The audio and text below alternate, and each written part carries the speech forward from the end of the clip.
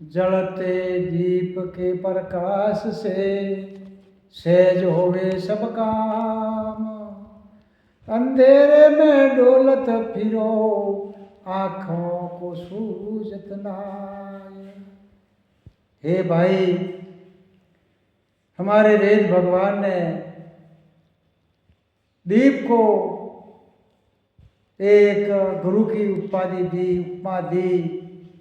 और जिस प्रकार दीप कार्य करते हैं, दीपों के गुण होते हैं, वही गुण शास्त्रों से प्रकट होते हैं। इसलिए वेद भगवान ने दीप को शास्त्रों की एक गुरु की उपाधि दी है।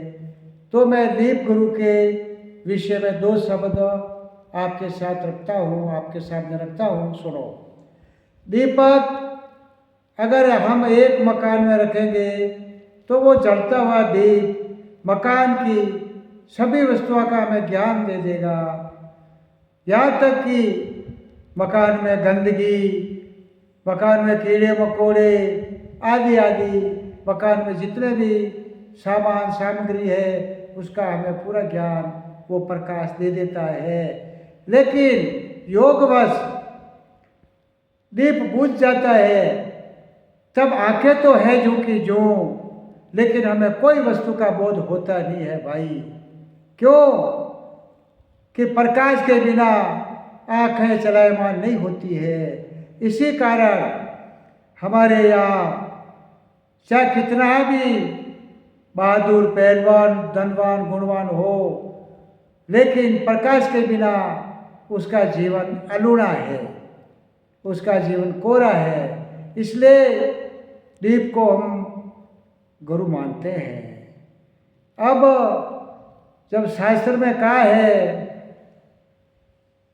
शास्त्र सार समझ लो हो जावे सब काम। शास्त्र सार समझ लो हो जावे सब काम। अरे घर में गंगा बहा दो, ये है विद्या का काम।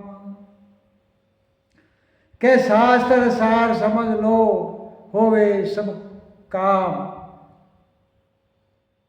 शास्त्र सार समझ लो होवे सब ये काम।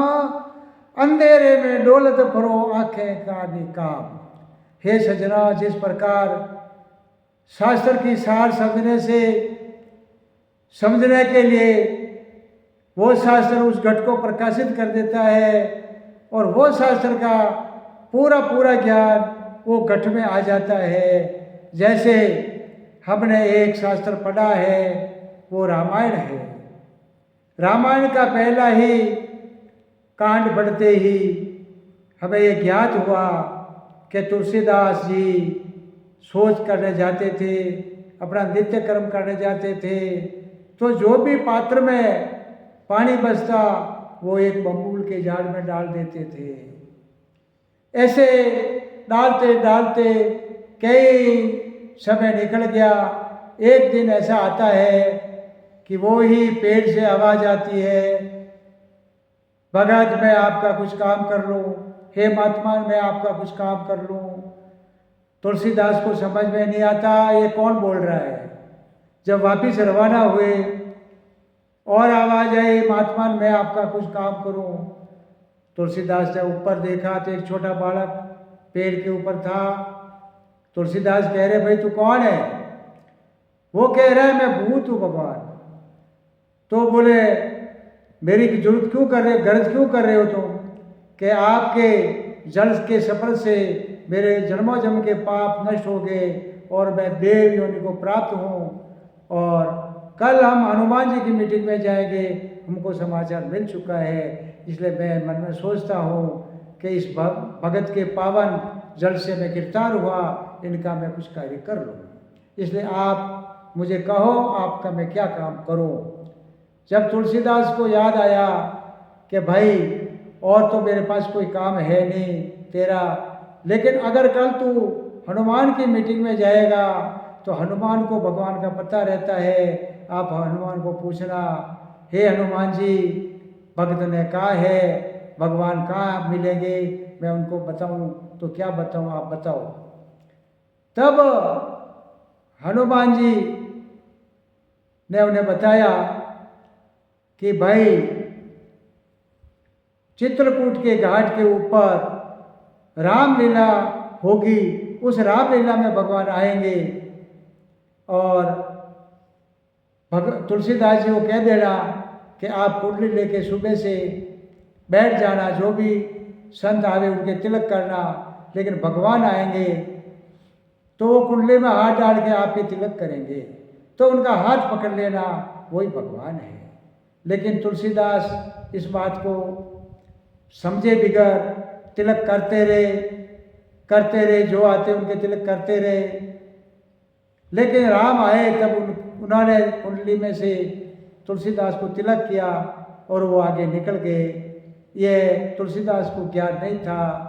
जब हनुमान जी पास में थे, उन्होंने तुलसीदास को इशारा किया, हे भगत राम जी तो वो जा रहे हैं। तब तुलसीदास जी उठे और गए और चरणों में नमस्कार किया और कहा, भगवान आप अब मुझे छोड़ के ना जाए।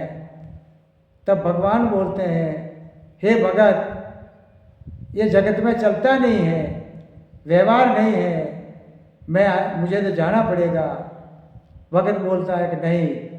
तब भगवान राम कहते हैं, हे भगत तुम्हारे अंतस में दृष्टि कर, मैं आपको वहाँ मिल जाऊँगा और आपको संतुष्टि हो जाएगी, ये जगत का चलता रहेगा। इस प्रकार जो ज्ञान हमने रामायण के भाग से, प्रथम भाग से लिया, वो ज्ञान हमें पूर्णता से याद आता है।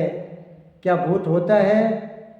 भूत भी हमारा काम करता है, यहाँ तक कि भूत भगवान से मिला देता है। इस प्रकार की सब भावनाएं जागृत हुई और हम समझने लगे कि वास्तव में तुलसीदास जी ने जो भी लिखा है वो बिल्कुल सत्य लिखा है। उनका दर्शन हुआ है भगवान का और उन्हीं की चेतनता, उनकी कृपा से उन्होंने रामायण की रचना की है। ये सब जगत जानते हैं। रामचंद्र भगवान की जय हो।